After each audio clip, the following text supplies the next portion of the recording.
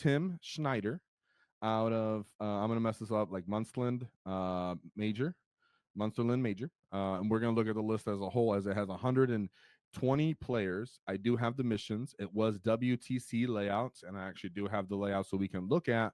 So even though I don't have notes from the player, we get a little bit of context here. Quite familiar with the Stompa in itself, and so let's take a look at the list real quick.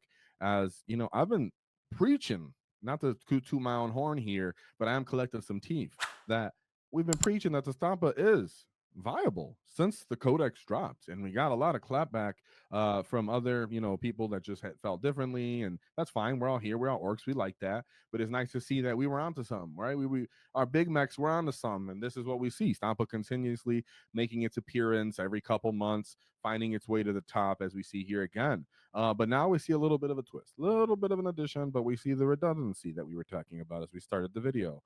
So we have at the live stream. And shout out to all you guys on the live stream. What's good? Whoa, to the live chat. All you guys, what's up? All you guys start getting here early. Murder Mouth to Balls. What's up, Jank? Yeah, everybody here. Shout out to you guys. And yeah, Bully Boys is here. Of course. Hey, what's up? Your first live. Yeah, thanks for getting the chat. Make sure you guys interact with that poll real quick, because we gotta know what you little big bosses are thinking. So the Dread Mob Stompa. We have Zodgrod Wortsnagga, triple Big Meks with Shokk Attack Gun, and then a mech. Not too creative here on you gets, but that is not to discourage you that Stompa can be played with other tools and utility as well, as we've done videos on that, so don't worry about it. But as we always talk about, if you're talking about highest level and you want the most consistent results, a lot of the time people are going to bring just the consistent, reliable units. Now, attaching the Big Meks here, of course, give them access to the button, then they access the big shells for bigger gets, which typically you don't really need too often unless you're offsetting with -1 to hit, and then you want actual additional damage. But a lot of the time, the Stompa is eating absolutely all of your CP, like we always talk about. What I do like about the list is he brought plenty of grots.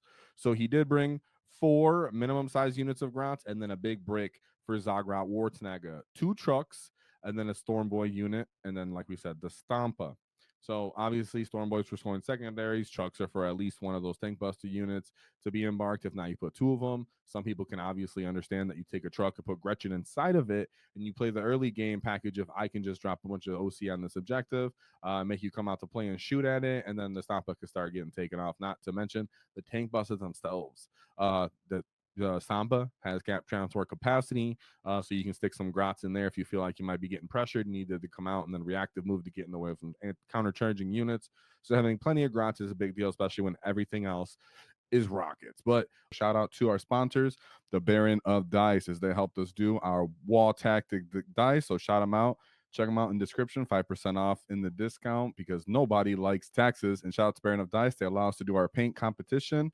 So thank you very much to them. Let's take a look at the meta and why having so many rockets is so important, because even though it looks like it's a plug and play thing, it's because, well, if they're giving you these, fish in a barrel, as we like to say, then you might as well take them if they're going to give our Tankbustas all these options. So let's look at what the meta is.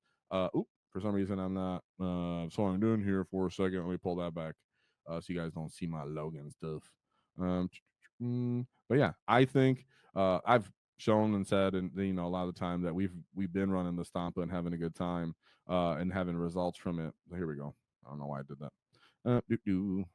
And I think it's just what the meta is giving us all makes Tankbustas just obvious, because their duality of ability isn't. They're good at fighting, they got bombs clicks, they're good at shooting, excellent at shooting, and they get the button. So right off the bat, mission 1. Make sure I press that again correctly, because I was pressing too quickly. Tim, yeah, we're in the right one. All right, cool. Going into his first game is into Aeldari. You've devoted 2 of your need. That's fine. All right, Artark, Visark, and then Yavrin. Corsair Void Reavers, Wave Serpent, Venom. I've never even seen that Ynir Venom. 3 Dark Reapers, 2 Fire Dragons. So as you guys, as we have looking at as our community, well, we have 3 Tankbusters. Well, look what we're seeing from even the Aeldari players, bringing multiple tank busting capacity units, right? We have Fire Dragons and these Reapers, which are all considered at least light armor popping able. So it's not just us that's tuning into the redundant anti-tank model that we see here. And for you other orc players that are watching this, that's why. Now, are there substitutes? Yes. So don't be discouraged. Not to the same degree, but there's substitutes of units you can bring. So then we have 2 Howling Banshees, 2 Scorpions, a Swooping Hawk, 2 units of Warlock Skyrunners, and then 2 Warp Spiders, followed by a Wraith Lord and Ynnari Incubi. So the good thing about that is we do actually have a little bit of range on them because the Death Dread, its guns are quite viable. I mean, the Stompa itself, guns are absolutely annihilating any and multiple of those vehicles that come out to play, and then all the rest of small arms fire, the duality of the Tankbustas, running these guys down. Now, as for the mission, I did have the notes here. Let me pull it up because I was being getting a little ahead of myself. It was Crucible of Battle, WTC layout 4-5, GW, take and hold, raise banners. And my boy has obviously a good amount of battle line with this magnitude of grots. So I actually have it. We're gonna make sure I put it, you guys, because I was getting too excited. There it is, man. All right. So this for you, my fellow Americans, is Crucible Battle -4-5 as I'm looking for my little pen. I move, there it is. You guys see me moving my head around. If you're watching me, I'm looking around like, where's my pen? So if you guys aren't familiar, just to point out to you guys, try to make it easier to see. Like green. These red base L-shaped pieces are 5 inches tall. We do have it up on here. Actually, I could just show you the rules for you guys to look real quick if you're bored, or not if you're bored, but if you pause the video. So they are 5 inches tall. That means the Stompa's ability to walk over terrain pieces wouldn't apply to them. So that is going to be a factor.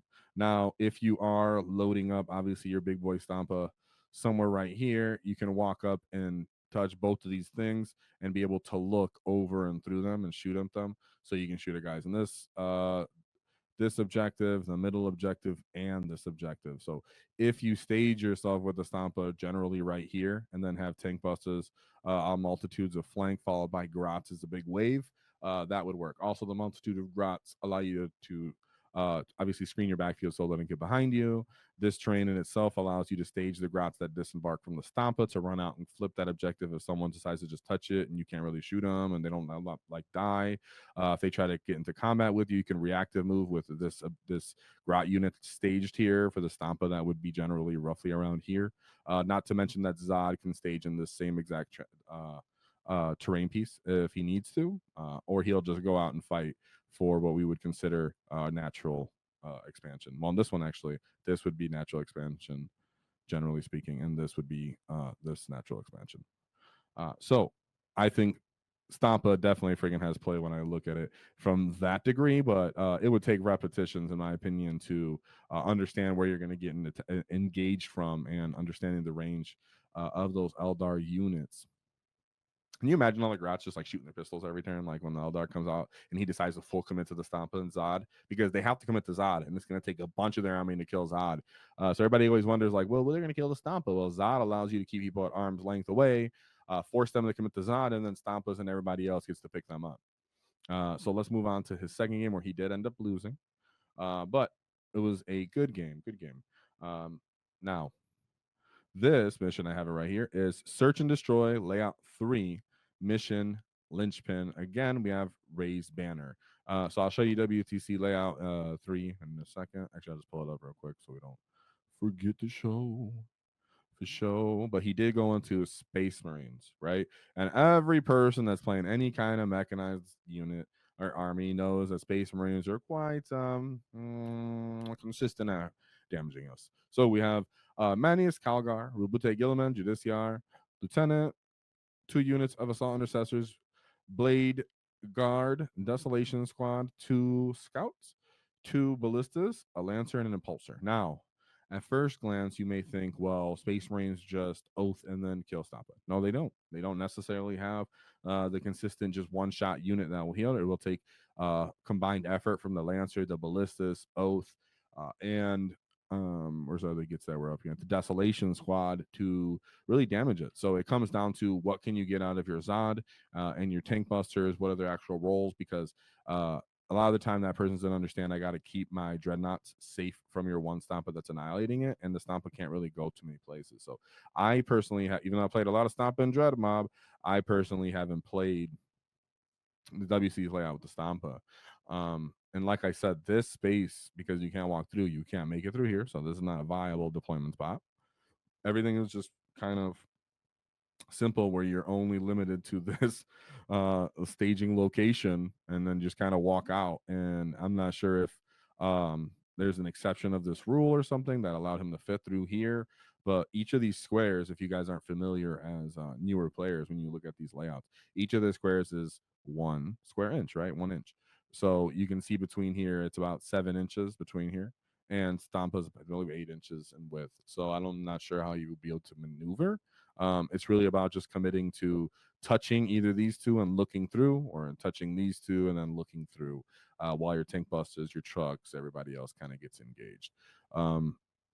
Really, with Space Marines, and I can't stress this enough to my fellow orc players, we know that they can kill us very effectively. Sometimes it's about you calling the wall just to get into a combat with them or engage with them on your terms, getting Zod to have his invuln, and then getting them the full commit, as well as allowing Zod, his Grots, and whatever other skirmish units you have to get up there and start killing his skirmish units. If you can touch / kill multiple units of scouts, tag the ballistas, dreadnoughts, maybe fight some intercessors and pick those guys up, stay away from the Blade Guard veterans. There's times that you can just really force the enemy to commit, but then lose a lot of his scoring / maneuvering assets, which means he really just has to overcommit to Zod to a certain degree. And your skirmish units, that's where you can get activations.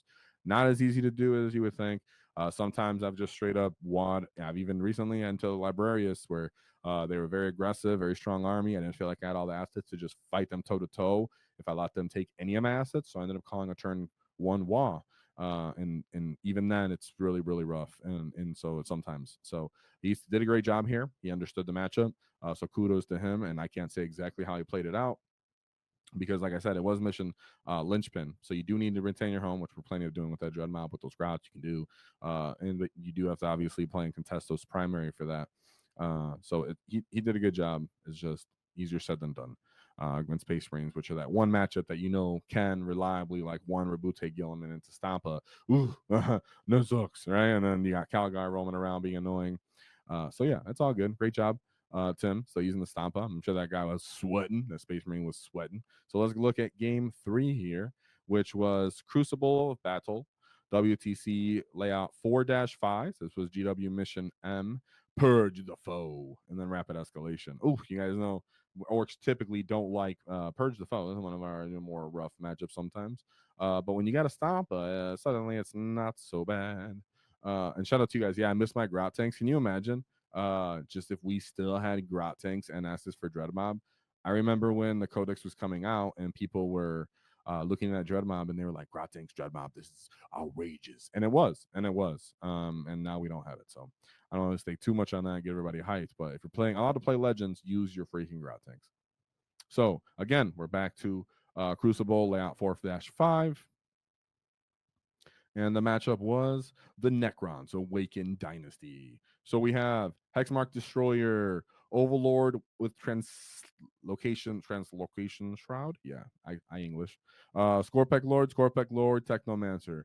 5 Flayed ones, 10 Lynch ones, 3 Ophidian Destroyers, 1 6-man unit of Scorpec Destroyers, 2 3-man units of Scorpec Destroyers, 2 Locust Destroyers, a big brick of Canoptic Wraith, and then 1 Canoptic Reanimator, and 2 units of Doomsday Arcs. So I don't think, not to be rude, they don't necessarily have a lot for your Stompa. Doomsday Arcs are respectable in damage, but they got to roll super hot. And then something like your Gatling Onslaught cannon with big shells for bigger gits, re-rolling for more Indaka, can totally annihilate either Canoptic Reanimator or Doomsday Arc on its own, because that gets up the damage 3. And not all the Tankbustas are on this list. So Tankbustas go great into all of these 3-wound units, which are obviously the Scorpec Destroyers and the Ophidian Destroyers. It's not so easy when you don't really know. I don't really know exactly how he was interacting with the middle terrain other than Zod. I mean, the middle objective other than Zod. So I'm inclined to believe Zod was playing a big factor in him being able to keep this primary and having all those grots because, like I said, I'm not sure how he's getting to there with the Stompa with this spacing here. This spacing was the most that I seen that seemed possible that he could get here. So that would be sick if he was actually able to get between there, fit the Stompa nice and neat. It was pretty close based off what I seen there. So do do do. Yeah. So one thing here, looking at the chat. Yeah, you guys, what's up? And that was a 19 point huge win. So I would say if they're playing this, because let's see if I can measure it out with you gets again, because I was doing this before the stream. So 2, 3, 4, 6, 7. Let's say 7 to be generous inches across. I can go grab my Stompa again right now. I think he's just about 8 last I checked. Chat. Go measure your Stompa and report back. No, I'm just kidding. I thought it was a triple knots list. Dang, you wish it was a. Dang, I thought it was a triple knots list. That'd be pretty crazy, man. You know what? Somebody has to do it. With enough support, I'll be the one to do it for you. No, just kidding. I'll try. All right. So, yeah. So shout out to him winning that Necron matchup. Freaking love Zod in that matchup. To be honest, it takes so much for them to commit, and he can just end up one-on-oneing, assassinating characters, punching up and punching out whole units of Ophidians by himself on the wall. It's pretty awesome. Then we go into this game 4, which looks to be a close game, 13. Yeah, see, Stompa's like 7 wide. Yeah, and that's 7 WTC across. So as long as they were generous and they allowed him to get through there, that really changes the dynamic of the game. Because as I just measured right here, based off these squares, that's 7 across. So it's like if your Stompa's is like 7 wide, that's what I'm saying. Mine is like 7, 8. I forgot if I just rounded up when I was playing with it to be generous or what. But let's look at his 4th game. Oh, wait, I just clicked on him. That was not on purpose. All right, so then we go into this 4th game, which was into the Tyranids. So surprising how this mission was actually so close, but it was. Tipping point, WTC layout 3, GW take and hold, raise banners again. So they're playing, from what I've seen, take and hold twice on this for layout for mission 1. So I guess they just wanted you to play it one time at least on both layouts. Yeah, because on day 1 on mission 1 it was on layout 3. So or on mission 4-5. So now we're on layout 3 for mission 4. Let me scroll over to mission 3. Sorry about that. It's all a little slow, man. There we go. A little too fast now. All right. Okay. Then we were mission 3. So let me look at this Tyranid list, because typically with your Stompa, you're like, well, my Stompa annihilates any Tyranid monster, yeah, we have more DACA that went 4-1, I believe. So we have we're going to look at after this. So we have Tyranid Invasion Suite. We have the Swarm Lord, Hive Tyrant, Neural Tyrant, 2 units of Hormigons, Biovore, double Gene Stealer units, 2 Lictors, Neurogons, double Exocrine, a Maliceptor, and then 2 Tyrannofex. So Tyrannofex are those 2 weapons that can actually very, very much hurt the Stompa,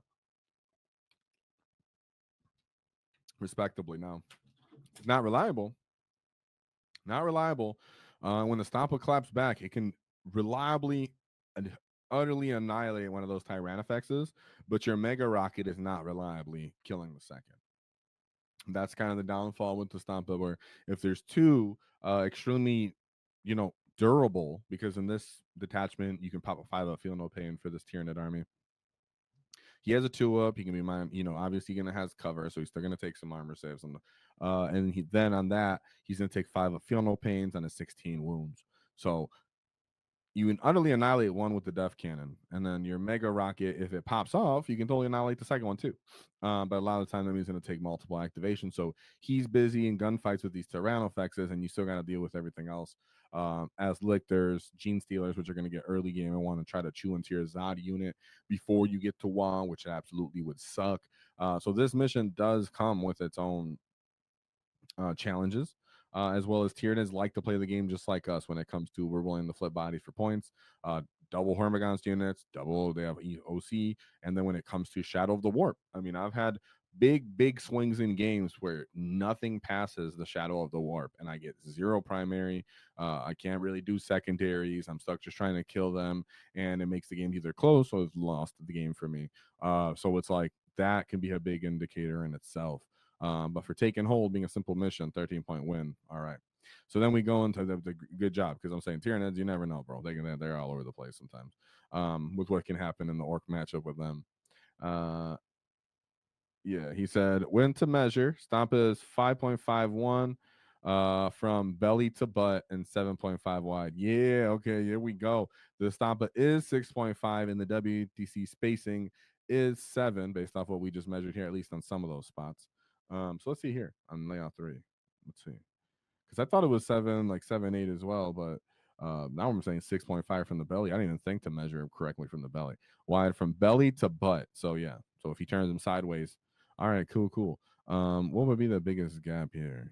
That still wouldn't be that big here. That would be, sorry, that sucks. That was a crappy line. Not good lines. 3, 4, 5, 6. So he wouldn't be able to get through here. So on this layout, he doesn't seem to be able to go anywhere for sure. On still on 3, he really couldn't go anywhere. Okay, as I thought it was that one spot he possibly could. Oh, but this is Crucible. Sorry, it says Crucible Battle on there. Sorry, I should be showing you guys tipping point. But that looks like it's gonna be lagging like that as well. By the way, but I'm not trying to deal with that lag right now. Sorry. So yeah, you know the layout. I mean the deployment lines. All right, so.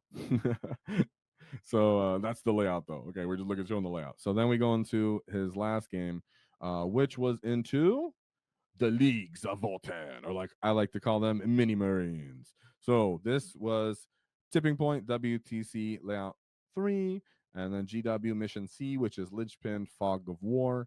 So like I said, here's layout 3. I know this is Crucible, but I'm not going to scroll to it.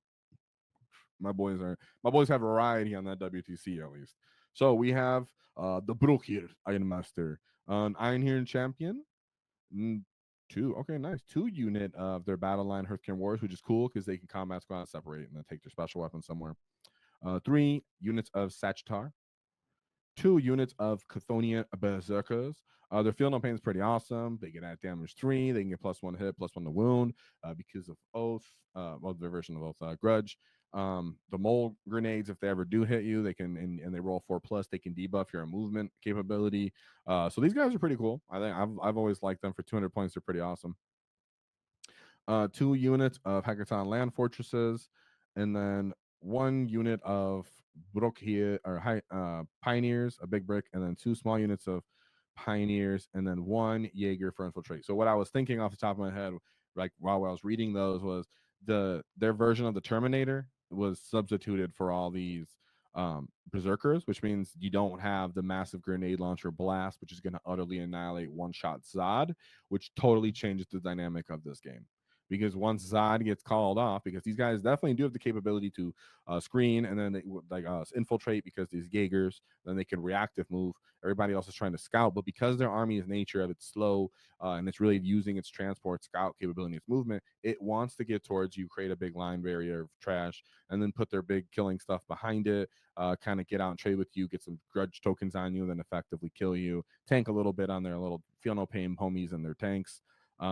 And hope you don't. And the fact that you have a Stompa that can reliably pop a fortress, and you have Zod that can go out there and touch and wrap and keep everything's arm length while you systematically pop things with your Tankbustas, is pretty sick. Now, of course, they can fall back and shoot for 1 CP and do their thing. And there's a chance between all of these Sagittars and the land fortresses that they could stomp it, like Alpha hurt your Stompa, but a lot of time they want to get grudges on them first to have the reliability. Otherwise, he's going out and annihilating them instead. So big win right there, 19-point win. Not necessarily super surprising with some of those matchups that we've seen, but they had plenty of tanks, some of those armies, and had firepower to pop him, and still he was able to overcome based off your utilization like Zod a lot of the time. Because if someone has a tank, anti-tank unit, well, they have to stage safely to stop your Stompa from being able to advance, shoot and charge, and tag a building and shoot at them. So they've most of the time will at least be somewhat defensive, meaning that if Zod can get off on them first, touch them, and keep them out of the line of fire to shoot the Stompa, which can happen with your body blocking. Watch the Zod video that we made on here and how to use Zod. you can take advantage of that. Like if it was Imperial Knights, for example, touching Imperial Knights with Zod is horrific for them, to stopping them from getting where they want to go. So with that being said, shout out to our homie. Yeah, if he turns sideways, he can scoot past them. I know, I love it. I'm super excited. That's great for the like when you're when you're going past the movie theaters. Stop shuffling, like excuse me. Ah! Doc is a way down. So Zod, triple sag, of course, get finder goggles because it's sick. Mech, 5 units of Gretchin. 4 of them are minimum sized units. 2 trucks, 1 Stormboy, triple Tankbustas, and then the Stompa. Shout out to Tim going 4-1 and showing everybody that the Stompa's alive and kicking, and it's here to stay, and it's real to play. Be a cunning get and check out our new order markers that are in our store. So shout out to you gets being cunning. Help you guys get all the orders set on the table, nice and clean for all you gets to get stuck in. If you enjoyed the clip, check out the full video here. If you'd like to see more tactics, click here. Let's get stuck in, lads!